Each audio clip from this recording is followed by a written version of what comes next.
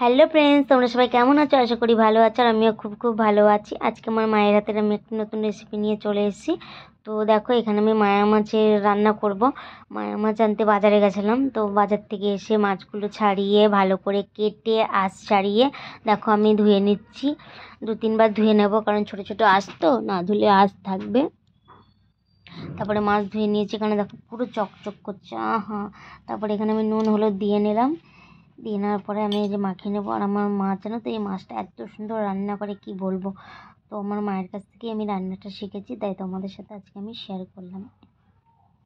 তারপর দেখো এই যে ভালো করে মেখে নিচ্ছি। ভালো করে না মাখালে তো নুন হলুদ না ঢুকলে ভালো লাগে না খেতে। আর মাছে আমি কী কী দেবো তাহলে তোমরা দেখে নাও।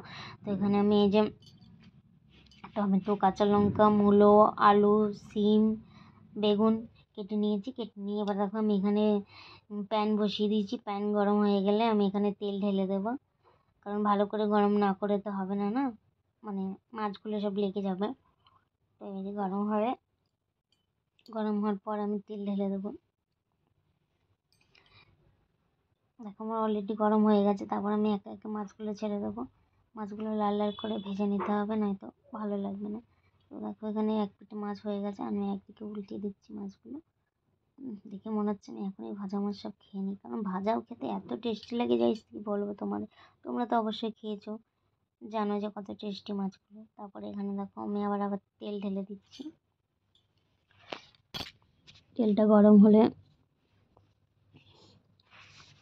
এখানে আলুগুলো দিয়ে দিচ্ছি, মানে আলু বলতে যা সবজি আমি মাছে দেবো সেই সবজিগুলো সব দিয়ে দিলাম। দিয়ে আমি একটু নাড়াচাড়া করে লাল লাল করে ভেজে নেবো। আর এখানে আমার মশলা ছিল হলুদ গুঁড়ো, জিরে গুঁড়ো, লঙ্কার গুঁড়ো, নুন, শুকনো লঙ্কার গুঁড়ো সব আমি রেখে করে রেডি করে রেখে দিয়েছি। তারপরে এই যে আমি এখানে তেলের মধ্যে সব দিয়ে দিলাম। দিয়ে দেওয়ার পর 2-3 মিনিট নাড়াচাড়া করে নেবো। নাড়াচাড়া করার পর আমি মশলাগুলো সব ঢেলে দেবো। মশলাগুলো ঢেলে আমি ভালো করে কষিয়ে নেবো, যতক্ষণ না তেল বেরোচ্ছে ভালো করে কষাতে হবে। তারপরে এই যে দেখো আমি কষিয়ে নিচ্ছি। কষিয়ে দেওয়ার পরে আমি সবজিগুলো সব ঢেলে দিয়েছি। ঢেলে দিয়ে আমি 2 থেকে 3 মিনিট মতো আমি কষিয়ে নেবো। কষিয়ে নেওয়ার পরে আমি হালকা করে একটু জল দিয়ে দেবো। জল দিয়ে দিয়েছি, দেখো জল দিয়ে আমি 2-3 মিনিট ফুটিয়ে তারপর আমি একটু ঢেকে দেবো। ঢেকে দেওয়ার পর দেখো কি সুন্দর আমার সবজিগুলো প্রায় দেখো সেদ্ধ হয়ে গেছে, মূলো আলু সবই সেদ্ধ হয়ে গেছে। এবার দেখো আমি মাছগুলো ছেড়ে দিলাম। মাছগুলো ছেড়ে দিয়ে আমি 2 থেকে 3 মিনিট মতো রেখে দেবো। রেখে দেওয়ার পরে নাড়াচাড়া করে নেবো। আরেকবার নাড়াচাড়া করার পরে দেখো এখানে আমার প্রায় মাছ হয়েই গেছে।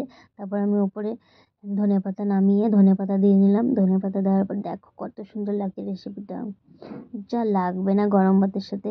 তো আমার ভিডিওটা ভালো লাগলে like comment share and subscribe করে দেবে। Love you, tata.